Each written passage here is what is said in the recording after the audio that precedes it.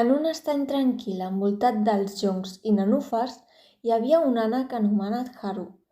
A diferència dels altres ànecs, Haru tenia un esperit intrèpid i un cor ple d'honor.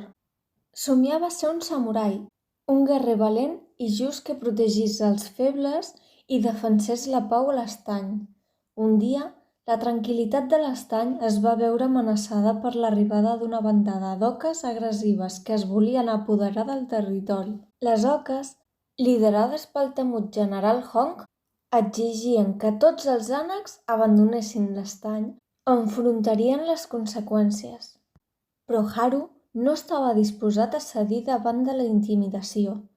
Inspirat pels relats dels antics samurais, va decidir enfrontar-se al general Hong i la seva bandada d'oques per protegir la seva comunitat i defensar l'honor de l'estany.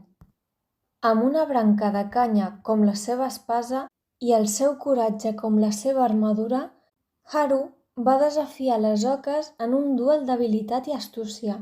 Les oques, sorpresos per la determinació del petit ànec, van acceptar el desafiament i es van preparar per la batalla.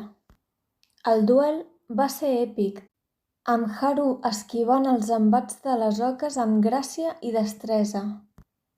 Tot i ser superat en grandària i força, l'ànec samurai va demostrar que el veritable poder resideix al cor i la ment. Finalment, amb un cop hàbil, Haru va aconseguir desarmar el general Hong i fer-ho retrocedir.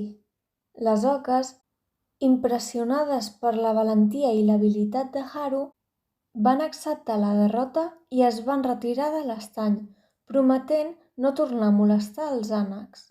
L'estany va tornar a ser un lloc de pau i harmonia, gràcies al valor i la determinació de l'ànec samurai, Haru. Des d'aquell dia, la seva història es va convertir en llegenda, inspirant tots els habitants de l'estany a renunciar mai als seus ideals i a lluitar pel que és just i honorable, i així, amb el seu esperit de samurai, Haru va continuar protegint l'estany i guiant la seva comunitat per a un futur de pau i prosperitat.